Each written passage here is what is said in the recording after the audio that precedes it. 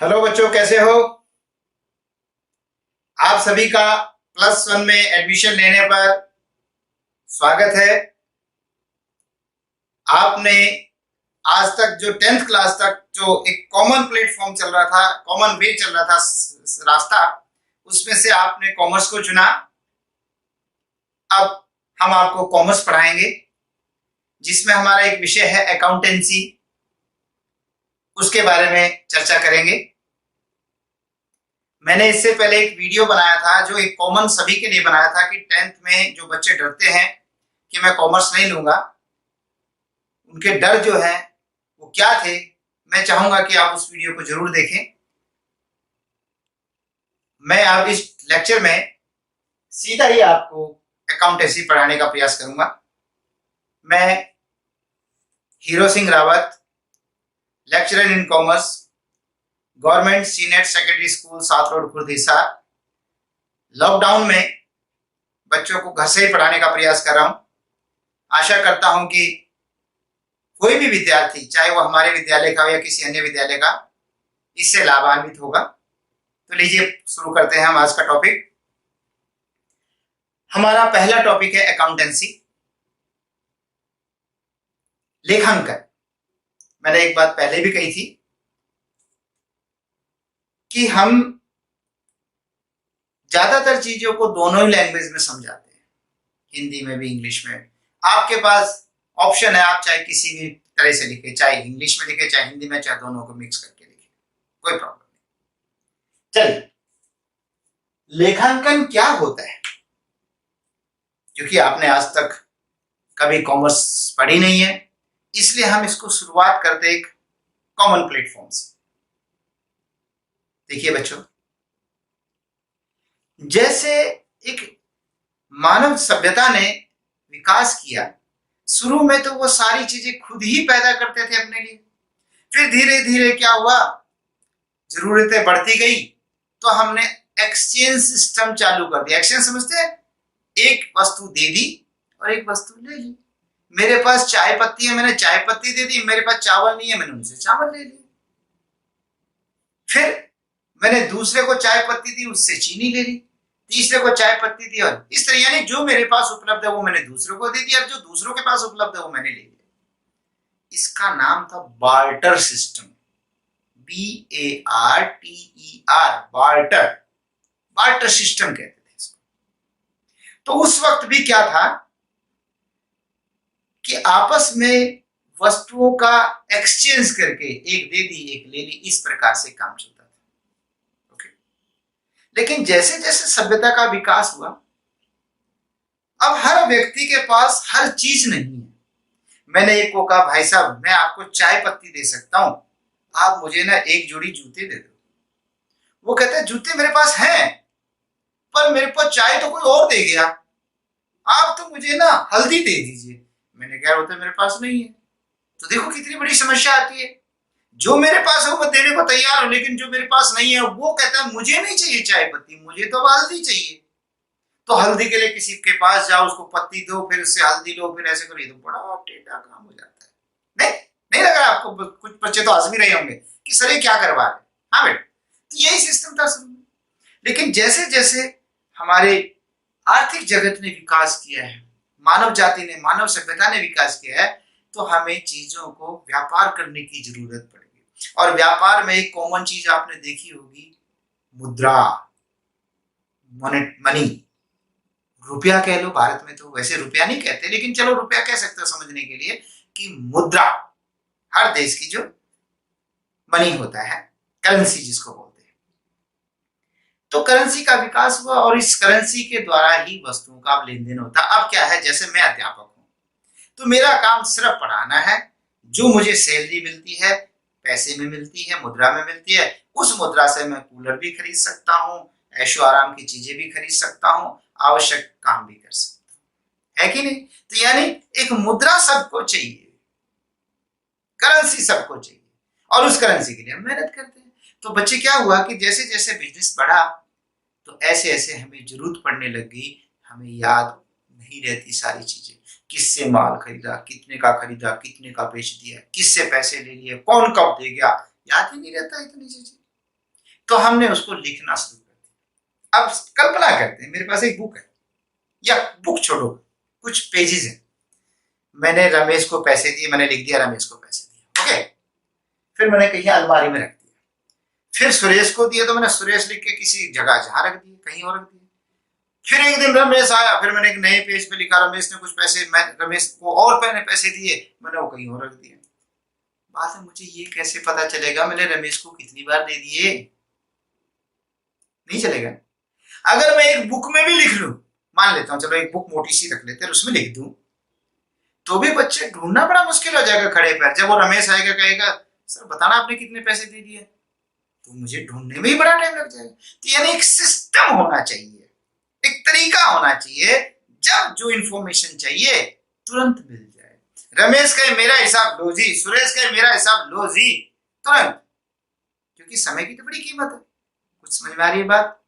तो क्या निकला, लेखांकन जो है, जो भी व्यवसाय में आर्थिक गतिविधियां होती हैं, पैसे के लेन देन होते हैं, उनको प्रॉपर तरीके से लिख के रखना, जिससे उनसे हम एक तो समय पे जानकारी हासिल कर सके, और साथ के साथ ये भी देख सके कि मेरा व्यवसाय प्रगति कर रहा है कि नहीं कर रहा, प्रोग्रेस हो रही है कि नहीं हो रही है, मुझे कुछ लाभ हो रहा है या कुछ नुकसान हो रहा है। लाभ हो रहा है तो और कैसे बढ़ाऊं, हानि हो रही है तो क्या करूं, बिजनेस बंद कर दूं, या हानि क्यों हो रही है उस कारण को ढूंढ के बंद करके और उसको सीधा चलाऊं।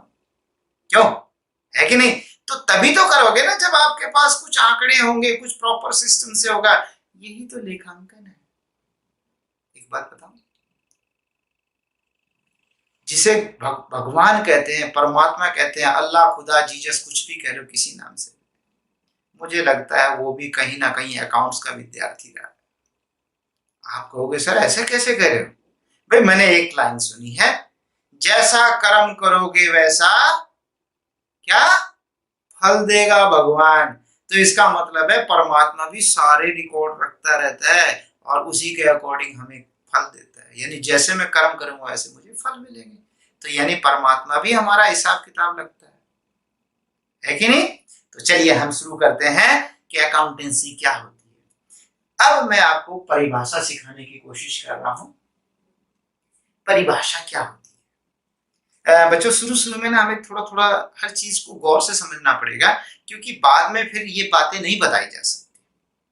परिभाषा क्या होती है, जिसको डेफिनेशन कहते हैं इंग्लिश में।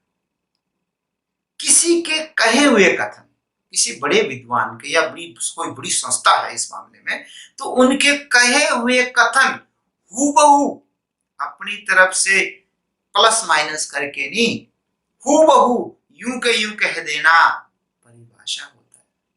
फिर समझे? किसी विद्वान के द्वारा, किसी बड़ी संस्थाओं के द्वारा कहे हुए कथन को, जो उन्होंने कहा है किसी विषय में, उसको यूं का यूं प्रकट करना, उसे परिभाषा कहते हैं। अब देखिए, एक R.N. एंथनी है, उन्होंने क्या कहा है, इसमें आप एक कॉमा, R.N. एंथनी के अनुसार कॉमा लगता है, और उसके बाद इन्वर्टेड कॉमास बिगिन, यानी इन्वर्टेड कॉमास शुरू कर दिए जाते हैं। तो ये दोनों चीजें हैं, ये शुरू करते हैं, और अगर ये शुरू हुआ है तो कभी ना कभी एंड भी होगा। कुछ बच्चे गलती कर जाते हैं, शुरुआत तो कर देते हैं, उसे क्लोज करना भूल जाते हैं। इसलिए क्लोज करना जरूरी है कि यहां से लेके यहां तक उनके अपने कथन है।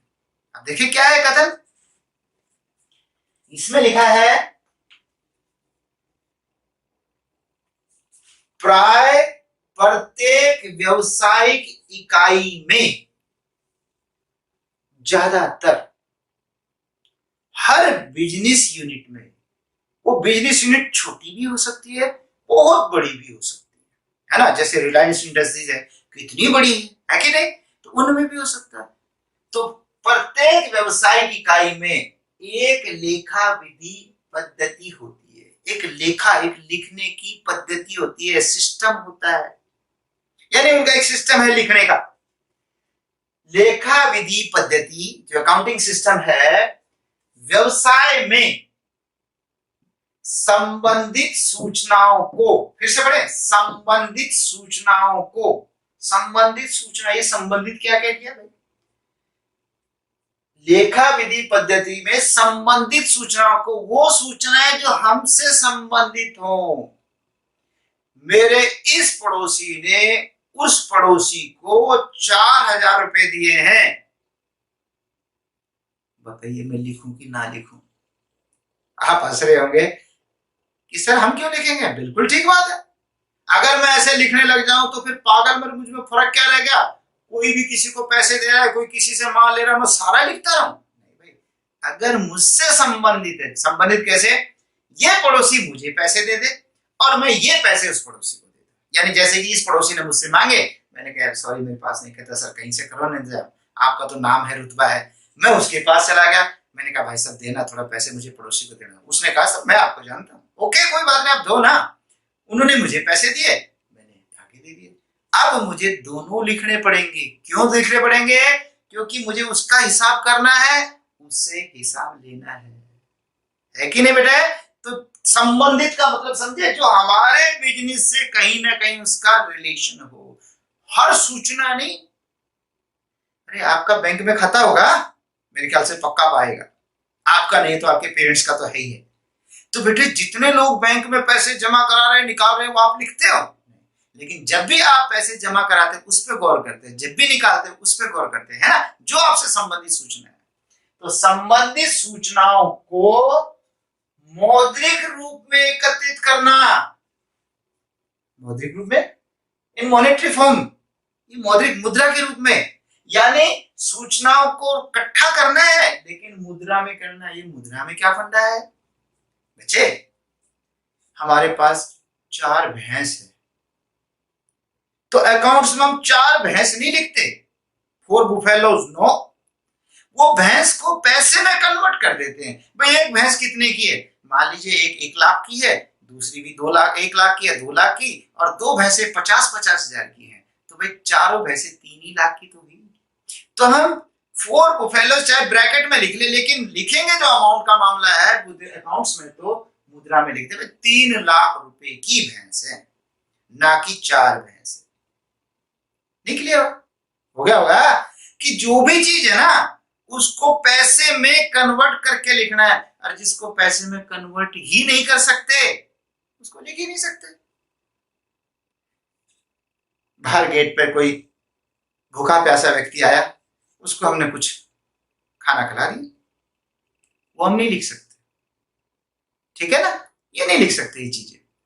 किसी अंधे आदमी का हाथ पकड़ के सड़क पार करा दी, कितना अच्छा काम है कि नहीं? लेकिन इसे भी नहीं लिख सकते। हाँ, मैंने अंधे को 100 रुपए दे दिए, वो लिख सकता हूं कि भाई मैंने दान दिया है, वो कर सकता हूं। लेकिन इस तरह के काम जो मुद्रा में कन्वर्ट नहीं हो सकते वो नहीं होंगे। तो देखिए अकाउंट्स में ये है, तो मौद्रिक रूप में एकत्रित करने, सारांश बनाने। सारांश क्या होता है? आप सबने फिल्म तो जरूर देखी होगी, 100% दावे के साथ कह सकता हूं कम से कम जीवन में एक फिल्म तो देखी ही होगी। फालतू तो मैं पूछ ही नहीं रहा, कईयों के तो रिकॉर्ड भी जबरदस्त पाएंगे, है कि नहीं? कोई तो कह रहा होगा सर मैं इससे पहले भी अभी फिल्म ही देख रहा था। तो सारांश बनाने 3 घंटे की फिल्म, और कोई आपसे पूछे बता ना फिल्म में क्या था, तो आप भी उसे 3 घंटे में बताओगे क्या? आप तो उसको 15 से 20 मिनट में सारी स्टोरी बता दोगे, सब मेन मेन बातें, ये हुआ था, वो हुआ था, ऐसा हुआ था, वैसा हुआ। यही तो सारांश है। अभी मैं कितना लंबा चौड़ा करके बता रहा हूं, कुछ बच्चे बोर भी हो रहे होंगे, कहते सर बहुत घुमा रहे हैं, लेकिन लास्ट में सारांश छोटा सा आ जाता है। तो ये है सारांश। तो सारांश बनाएंगे, समराइज करेंगे, विश्लेषण करने, विश्लेषण हम आगे करेंगे। विश्लेषण होता है किसी बात को, डेटा को, जो हमारे पास आंकड़े हैं उससे निष्कर्ष निकालना, उससे निष्कर्ष निकालना ये क्या है, कैसे रहेगा। तो ये आपका विश्लेषण करना होता है, और जानकारी देने का साधन है, इंफॉर्मेशन देने का भी है। क्योंकि एक बिजनेस में मात्र मालिक सोचे कि ये मैं इसके आंकड़ों को देखूं, गलत। कर्मचारी भी तो देखता है। जब कर्मचारी कहता है मालिक काफी प्रॉफिट हो रहा है, थोड़ा मुझे बोनस दे दीजिए, कुछ मेरी तनख्वाह बढ़ा दीजिए। अभी जैसे लॉकडाउन चल रहा है, अब कोई कर्मचारी कह सकता है मालिक तनख्वाह बढ़ा दो मेरी, नहीं कह सकता ना, आज तो नौकरियों के लाले पड़ रहे होंगे। ऐसी कंडीशन में कोई कर्मचारी मालिक को नहीं छेड़ेगा। सही कह रहा हूं ना? तो बेटे इनसे जानकारी भी दी जाती है। सिर्फ सरकार भी तो इससे देती है, मतलब सिर्फ एक मालिक नहीं, कर्मचारी हो गए, सरकार होगी, समाज भी देखता है ना? इनकम टैक्स वाले भी देखते हैं, किसी ने लोन दिया वो भी तो देखता है। जिसने लोन दिया वो ये देखता है कहीं डूब तो नहीं जाएगा, डूब गया तो मेरा पैसा मर जाएगा, तो वो भी तो कैसे ध्यान रखता है कि नहीं बच्चे? तो इस तरीके से चलता है। ठीक है, तो कहता है जी विश्लेषण करने और जानकारी देने का साधन है। समझ में आई बेटे? इसी को इंग्लिश में बता रहा हूं मैं, कोई जरूरी नहीं है आप इसे इंग्लिश में याद करें, लेकिन अगर कुछ बच्चे करना चाहे तो बहुत अच्छी बात है।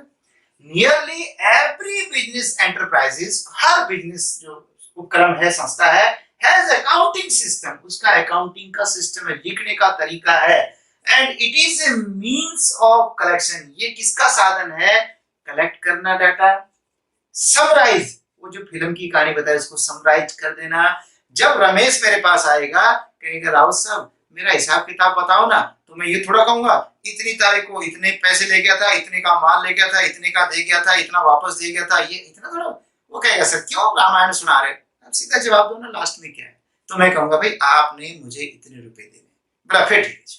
लेकिन अगर सर डाउट हो तब कह सकता है सर मैं खाते पूरे देखना चाहता हूं, देख सकता है। नहीं तो कई बार तो कहते हैं सर आप मुझे ये बता दो लास्ट में क्या है, तो समराइज करना। एनालाइजिंग, अभी बताया ना, विश्लेषण करना कि ये ठीक है या गलत है, हर स्थिति अच्छी गति पूरी। And reporting in monetary terms, और उसको सारे को रिपोर्ट यानी लिखना जो है मॉनेटरी टर्म में करना है, पैसे में लिखना है, मुद्रा में। ये नहीं कि वो 4 भैंस लिखनी है। इंफॉर्मेशन अबाउट बिजनेस, जो भी बिजनेस से संबंधित सूचनाएं हैं उनको मुद्रा में लिखना है। ठीक है, अभी हमने जो एक परिभाषा पढ़ी, एक और परिभाषा हम पढ़ेंगे। Committee on terminology of American institute of certified public accountants USA के अनुसार, जो एक कमेटी बनी हुई है American institute of certified public accountants. Bharat में चार्टेड अकाउंटेंट जो बनते हैं वो ICAI द्वारा बनते हैं, institute of chartered accountants of India. ऐसे ही अमेरिका में institute of certified public accountants, उसने एक परिभाषा दी है, लेखांकन उन व्यवहारों एवं घटनाओं को, यानी व्यवहार, कोई बिजनेस का कोई ट्रांजैक्शन करा और घटनाओं को मुद्रा के रूप में संबंध में लिपिबद्ध करने, यानी लिपिबद्ध ना लिखना, श्रेणीबद्ध करने, उनकी क्लास बनाना, अलग अलग करना, संक्षिप्तीकरण समरी बनाना, तथा उनके परिणामों की व्याख्या करने की कला है। ये कला है उस चीज की जो कम से कम आंशिक रूप से वित्तीय प्रकृति के हैं, कि वो वित्तीय प्रकृति के हो, फाइनेंशियल नेचर के हो। इसी को इंग्लिश में लिखा हुआ है, accounting is the art of recording, classifying and summarising in a significant manner and in terms of money, transactions and events which are in part at least of a financial character and interpreting the results thereof। तो ये भी उन्हीं बातों पर जोर दे रहा है जो बातें पीछे RN एंथनी की परिभाषा में। ठीक है, तो आगे चले बच्चों, हमने 2 परिभाषाएं कर ली। अब हम इसकी विशेषताएं बताते हैं, फीचर्स ऑफ अकाउंटिंग, लेखांकन की विशेषताएं। पहले विशेषता समझते हैं, विशेषता फीचर किसको कहते हैं, कैरेक्टरिस्टिक्स भी कह देते हैं इसको, विशेषताएं। मैं कहूं मेरे 2 कान हैं, ये मेरी विशेषता है। अरे वो पीछे वाला बच्चा हंस रहा है, हंसना ही था भाई, क्योंकि 2 कान तो आपके भी हैं, है कि नहीं? मेरे बाल हैं, अमूमन ज्यादातर लोगों के होते हैं, लगभग 2 हाथ हैं, ये कोई अलग विशेषता नहीं। लेकिन अगर मेरे 5 की जगह एक छठी उंगली भी हो, कईयों के होती है ना, एक एक्स्ट्रा, ये उसकी विशेषता है। अब ये काम आती है या दिक्कत करती है वो बात की बात है, पर बात है और लोगों से अलग है ये बात। दो आंखें विशेषता है नहीं, सभी इंसानों के दो पैर नहीं, लेकिन जैसे मैंने बताया किसी की 6 उंगली हो या किसी के 1 उंगली ना ही हो, तो ये विशेषता होती है। एक और उदाहरण लेता हूं। एक व्यक्ति है, रात को शराब पी लेता है, शराब पीने के बाद दंगा बहुत करता है, झगड़ा, गली में भी झगड़ा करता है। जब सुबह उसका नशा उतर जाता है, उसके बाद वो बड़ा दानी आदमी, गरीब लोगों की बड़ी मदद करता है, हर एक के काम आता है, काम का एक्सपर्ट है। इसकी विशेषताएं क्या है? जो भी आम लोगों से अलग है वो विशेषता है। एक बात बताऊं, विशेषता माने अच्छी बात नहीं है ना ही बुरा। विशेषता का मतलब है विशेष है, जो आम लोगों में नहीं है। हर आदमी नशा नहीं करता, हर आदमी झगड़ा नहीं करता, हर आदमी दानी नहीं होता, हर आदमी सबके काम नहीं आता। ये उसकी विशेषताएं हैं। तो विशेषताएं क्या होती है बच्चों? जो आपने परिभाषाएं पढ़ी, जो उसका अर्थ समझा, उसके अनुसार उसकी खास बातें निकाल लेना, उन्हीं को विशेष कहते हैं, विशेषताएं कहते हैं। और बताऊं, विशेषताओं के बाद में 2 पार्ट कर देंगे। जो अच्छी बातें होंगी वो उसके गुण हो जाएंगे, मेरिट कहलाएंगी, और जो उसमें बुरी बातें होंगी वो अवगुण कहलाएंगे, डीमेरिट कहलाएंगी। तो देखा जाए तो कहां से शुरू हुआ? आपको यदि अर्थ और परिभाषा आती है, बल्कि मैं कहूं परिभाषा आती है, तो आप परिभाषा से अर्थ भी बना सकते हो अपने शब्दों में, और परिभाषा से विशेषताएं भी निकाल सकते हो, और परिभाषाओं से मेरिट भी निकाल सकते हो, परिभाषाओं से डीमेरिट भी, हानियां भी, उसकी कमियां भी निकाल सकते हो। तो इसका मतलब है आपको परिभाषा पर विशेष जोर देना पड़ेगा। तभी तो मैंने आपको 2 परिभाषा ही करवाई थी। चलिए करते। विशेषता देखिए क्या है इसमें? Recording of financial transactions only.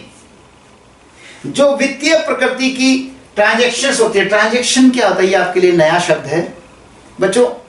आपको बहुत सारे शब्द धीरे धीरे सिखाएंगे। मैंने आपसे कहा था ना कि आप नर्सरी में एडमिशन ले रहे हैं, तो नर्सरी वाले बच्चे को तो सब कुछ सिखाना है, इसलिए हर शब्द को धीरे धीरे जो भी आते रहेंगे मैं धीरे धीरे समझाता रहूंगा। ट्रांजैक्शंस का मतलब होता है सौदा। सौदा का मतलब है कुछ लेना या देना, कुछ तो करा, पैसा दिया, पैसा लिया, माल दिया, माल लिया, माल वापस किया, कुछ तो किया, तो कोई ट्रांजैक्शन से कहता है जी। ट्रांजैक्शंस में फाइनेंशियल ट्रांजैक्शन होनी चाहिए, केवल उन्हीं बातों का जिक्र होता है अकाउंट्स में जो वित्तीय होती है, जिसमें पैसे का लेन देन होता है, यानी जिसको आप पैसे में नाप सकते हो। मैंने बताया था ना कि जैसे फैक्ट्री में एक अच्छा मैनेजर था, वो चला गया, नुकसान है। कितने का नुकसान है नहीं बता सकते। एक अच्छा मैनेजर आ गया, बहुत बढ़िया मैनेजर, फायदा है। कितने का फायदा है नहीं बता सकते। तो इन चीजों का मैं अकाउंट्स में नहीं ले सकती। तो ये है बेटे कि इसमें केवल वित्तीय लेन देन होगा, यानी जो पैसे में किए जा सकते हैं, जो मुद्रा में किए जा सकते हैं, उन्हीं लेन देनों का जिक्र होगा। रिकॉर्डिंग लिखना होता है, मौखिक रूप से नहीं चलता, इसमें लिखना पड़ता है। ठीक है। उसके बाद है क्लासिफिकेशन, वर्गीकरण करना। ये वर्गीकरण क्या होता है? जैसे एक स्कूल में हजारों बच्चे है कि नहीं, अब वो बच्चे, कोई पेरेंट्स आता है, मेरे बच्चे को ये टिफिन दे देना, और सपोज मान लीजिए रिसेस टाइम हो रहा है, कोई भी नहीं ढूंढ सकता बच्चों को, क्योंकि हजारों बच्चे आपस में पता नहीं कौन किधर, किसी का पता ही नहीं चलता किधर को घूम रहा है। लेकिन जैसे ही रिसेस खत्म होती है, सब बच्चे अपने अपने रूम में जाते हैं। 6th वाले 6th में, +1 वाले +1 वाले, +2 वाले +2 में, है कि नहीं? तो देखा, यही तो क्लासिफिकेशन है। तो इसी तरह से समराइज, ये वर्गीकरण करते हैं, अलग अलग बांट लेते हैं। मैंने याद कराया कि रमेश का अलग कर दिया, सुरेश का अलग कर दिया, हिसाब किताब इसी तरह। समराइजिंग, सारांश निकालना, निचोड़ कर देना कि क्या हुआ। और लास्ट में है recording in terms of money, कि जो भी लिखना है पैसे में। ये कह रहा था वित्तीय होना चाहिए, लेकिन कहता लिखना भी पैसे में। जैसे कि मैंने बताया था 4 भैंस, तो 4 भैंस को आप पैसे में लिखोगे, भैंस नहीं लिखोगे। और इसके बाद है एनालाइजिंग एंड इंटरप्रिटेशन, विश्लेषण और व्याख्या करना, उससे विश्लेषण करना, उन खातों से, उन आंकड़ों से विश्लेषण करना, क्या ठीक है क्या गलत है, हमारे लिए फायदेमंद है नुकसानदायक है, कैसे मैं लाभ बढ़ाऊं, कैसे हानि कम करूं, विश्लेषण करना और व्याख्या करना, इंटरप्रेट करना। ठीक है, ओके। मैं समझता हूं आप सबको आ गया होगा समझ में। फिर भी अगर नहीं समझ में आया है तो एक बार और इस वीडियो को रोक के बैक करके देखिएगा, आपको अधिक लाभ होगा। और उसके बाद अगर आप कोई सी भी बुक से पढ़ेंगे तो आपको अत्यधिक फायदा होगा। Thank you, take care.